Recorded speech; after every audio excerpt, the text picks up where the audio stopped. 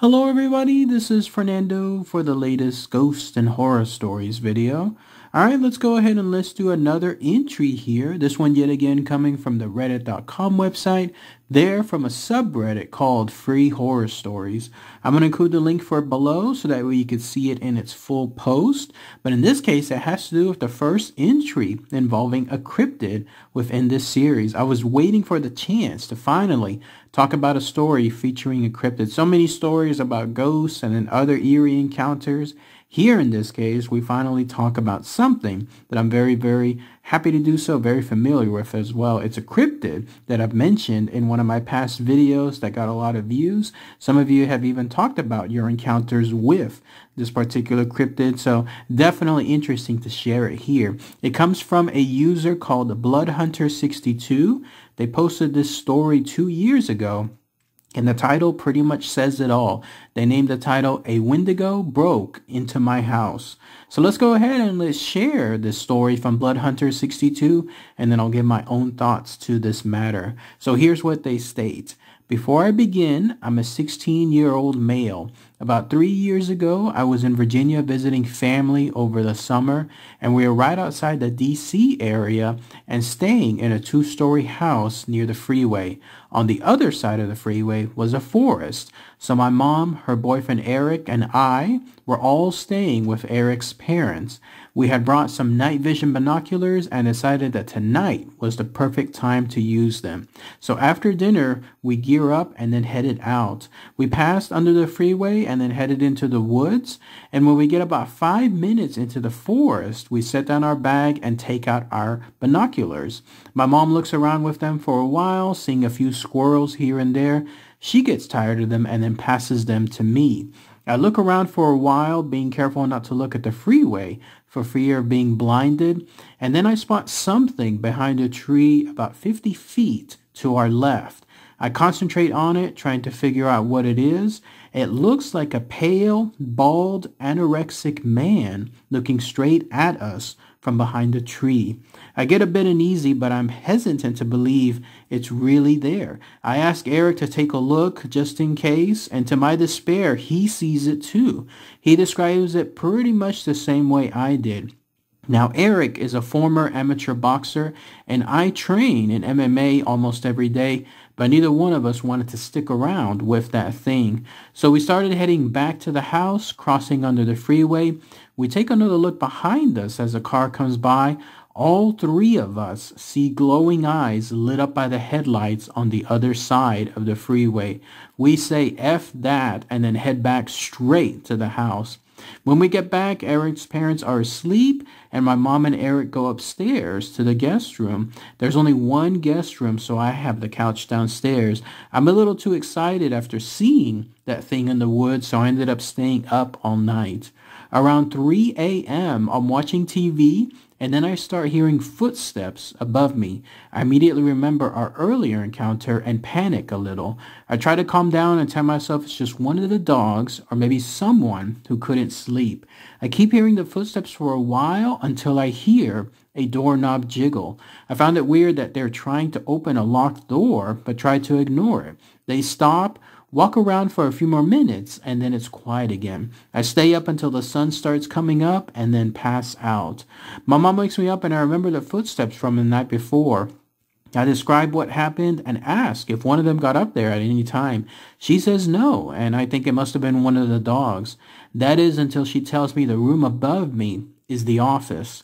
No one was in the office, and the door stays locked all night. My heart sinks as I piece it all together. I don't know if it was that thing for sure, but I think it was. I've done a lot of research since then, trying to figure out what that thing was that night. I found 2 creatures that seemed to match it. I think it was either a skinwalker or Wendigo. Whichever one it was, I'm just thankful that door was locked. I know I wouldn't be able to fight that thing no matter how tough I am.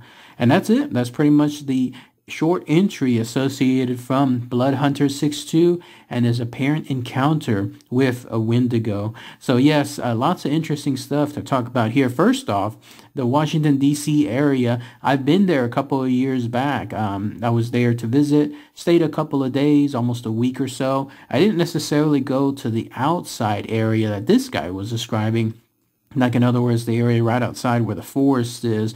But I know exactly what he's talking about, because flying in, I remember seeing there was a huge amount of foresty area surrounding, or not near surrounding, but nearby the DC area. There could absolutely be something like this, a creature there, like a Wendigo, just roaming about, having the entire area to itself and not really have anyone else bother it. Kind of eerie when you think about it, how close it is to pretty much the largest, one of the largest, number one most important cities in the U.S. And then there it is, just right there by a freeway, hop skipping away from a foresty type area. And then here you have this thing seemingly tracking them, which does tie in to Wendigos. The idea that they are hunters, they're predators, and they seem to have this almost nocturnal sense of finding things and then trying to go after them. They're a bit more spiritual than in this case. Although I remember when I was talking about Wendigos, there's something about it. It is something that's anorexic, but the one I was describing was more along the lines of almost like ghostly anorexic. In other words, just skeletal. So maybe that's something that they were encountering here.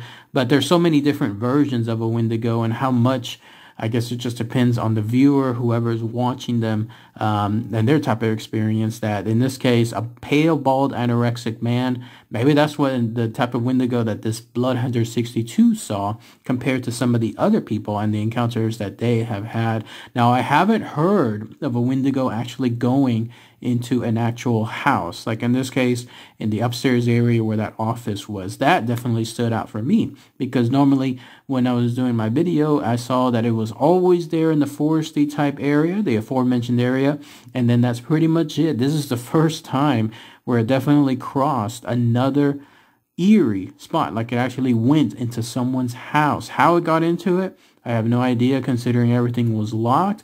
But then again, we're talking about something that is almost ethereal, spiritual, when it comes to its abilities and other so on. The author mentioned that he was thinking it could be a skinwalker. I don't think it was that. If it was a skinwalker, that would be the worst of the worst situation. Wendigos are bad, but this type of, any skinwalker is definitely to another level, and there would have definitely been another really bad encounter, and it wouldn't even have happened in the house. It would have occurred somewhere over there in the actual forest. That's why people want to ask me, are you ever going to go visit the Skinwalker Ranch? No, thank you. I'm going to stay out, keep it safe, and not have any encounters with skinwalkers, because those are the ones I definitely don't want to do. So him mentioning that, I don't think that was the case, but who knows what it was still. I mean, this was something that was eerily just looking just creepy, and then it obviously has the very large eyes that were reflecting like glowing lit up bulbs coming from headlights and so on.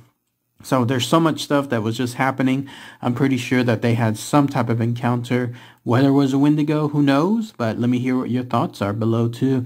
But yeah, if you have any more comments, what about those of you that are in the Washington, D.C. area? Maybe you might know some history, some other tales tied to other encounters there, especially with similar creatures that resemble the Wendigo. Then please post those comments below. All right, everybody. Thanks again as always. Take care.